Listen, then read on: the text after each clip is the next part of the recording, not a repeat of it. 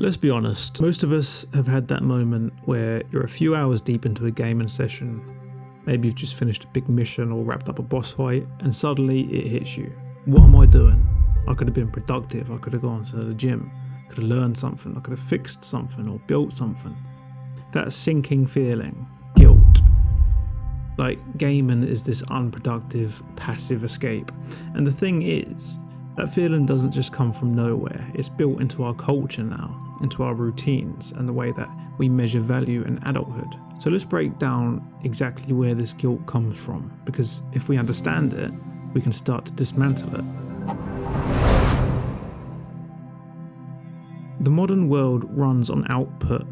You're judged by your job title, how busy you are, how much you're grinding. Work culture, especially in the UK and the US, pushes this unspoken rule that downtime has to be earned. If you're not using your time wisely, you're wasting it. And gaming, that gets lumped in with the mindless entertainment bracket. But here's the twist, you're not wasting time at all, you're recovering. Research from the Journal of Media Psychology shows that video games are one of the most effective forms of active recovery, especially for people who feel drained or overworked. In fact, games do a better job at recharging mental energy than passive activities like watching TV or just scrolling through your phone. Why? Because they demand focus, they offer immediate rewards, they create a sense of control, all of which are linked to lower stress and improved mental resilience. Think about it, if you finish work, your brain's been on edge all day with deadlines, decisions, distractions. You need something that lets you engage without that pressure, something that gives you structure without stress. And games fill that gap better than almost anything else. Gaming is not just a way to pass time, it's a way to recover. If you're overworked, stressed, or mentally drained, gaming is a deliberate, healthy choice to reset your mind. Even though the gaming industry makes more than music and movies combined, there's still this cultural undertone that games are for kids. When people talk about gaming, it's often in the same breath as cartoons or toys or just simply wasting your youth. That stigma sticks, even if you're 30 and gaming is your main form of entertainment. But let's look at the facts. The average gamer is 32 years old. Over 70% of gamers are over 18. Nearly half of gamers are working professionals, and many of them play games to cope with stress, improve focus, or stay connected socially. Gaming hasn't stayed in the teenage bedroom, it's matured with us.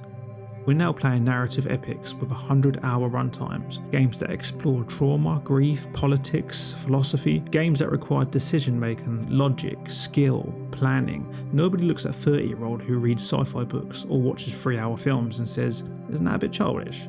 Yet somehow, gaming still does get that label.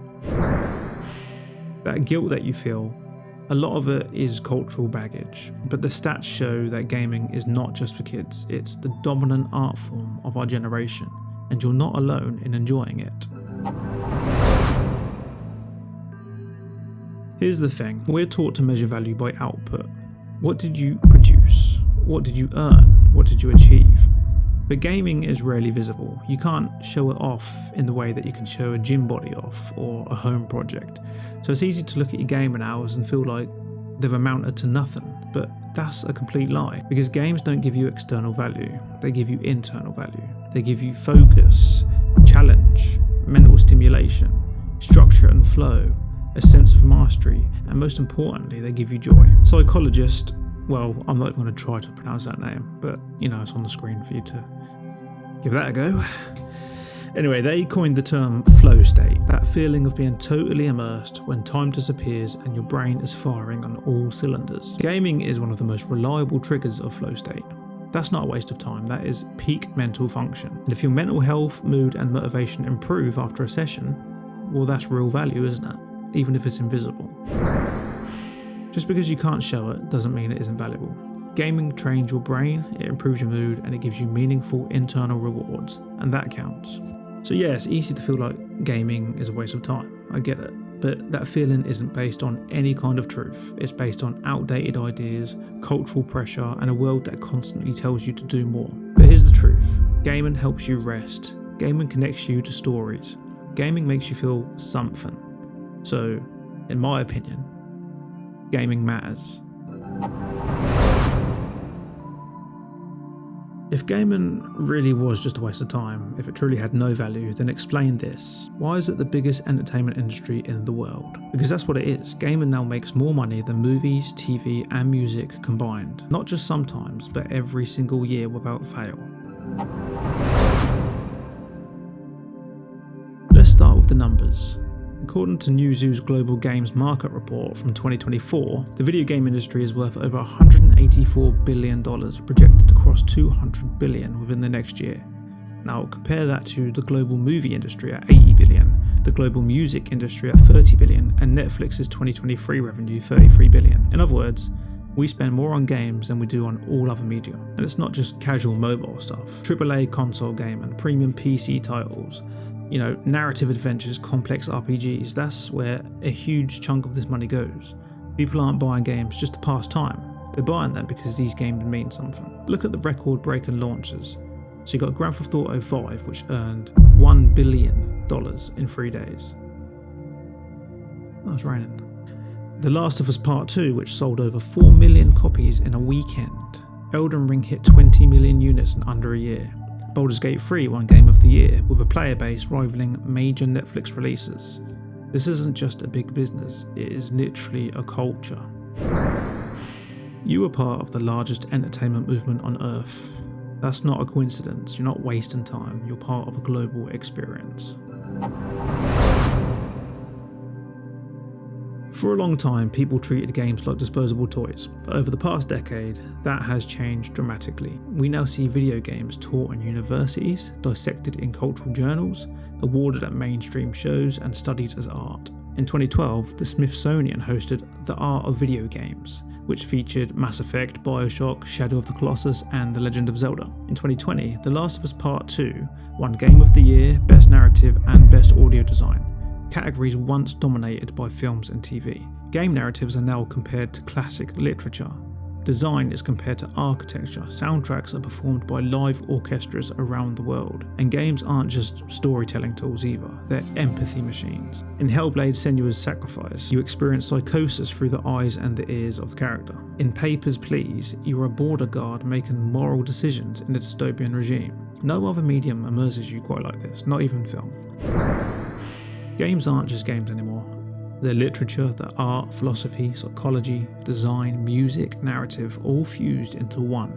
That's not childish, that is a masterpiece of human creativity. There's another reason that gaming is so huge. It connects us. In 2023, Twitch averaged 2.58 million concurrent viewers, watching other people play, laugh, struggle, succeed. YouTube gaming has exploded with playthroughs, long plays, retrospectives, and gaming commentary. Discord is a gamer's version of social media. Reddit gaming communities are among the largest communities in the world. So, this isn't a niche hobby. This is how people actually socialize. Cooperative games, they build friendships. Competitive games foster teamwork. Single-player games spark online discussions. Story-driven games create shared emotional experiences. And streaming allows you to share your gameplay with the world. Every single-player RPGs now come with online communities dedicated to theory crafting, role-playing, modding, lore analysis, and discussion. Gaming is no longer something that you hide, it's something that you openly talk about. It's a way of building your identity, of being part of something much bigger. Gaming is social, it's cultural, and it's connected. It brings people together, online and offline. So when you catch yourself feeling like gaming is just a waste of time, look at what's around you. Billions of people, billions of dollars, awards, recognition, innovation, art, culture, connection, creativity. If all of this was truly worthless, then the world wouldn't be paying so much attention to it, but it is. Here's the truth.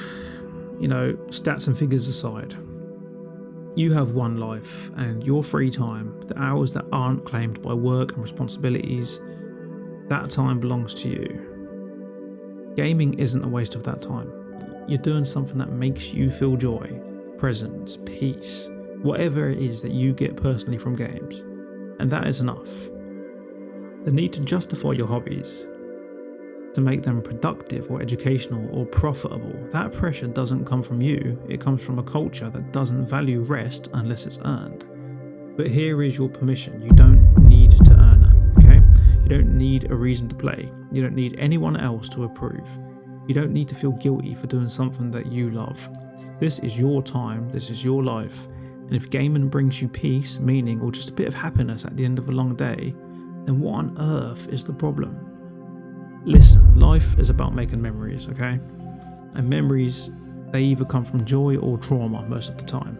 Now, I guarantee you that you have a lot of gaming memories, and I highly doubt they're traumatic. So what does that tell you? It tells you that gaming has brought you immense joy in the past. At the end of the day, when we're old and we're looking back on life, all we have is 1, the people that are around us, and 2, our memories. So please don't ever think that gaming is a waste of time. There are so many games that you haven't played yet that can become great memories for you. Whether that's with friends or if it's you on your own, there are so many more gaming memories to be made that one day you will look back upon and be glad that you made them. Now, as you may or may not know, I'm not very good at goodbyes, so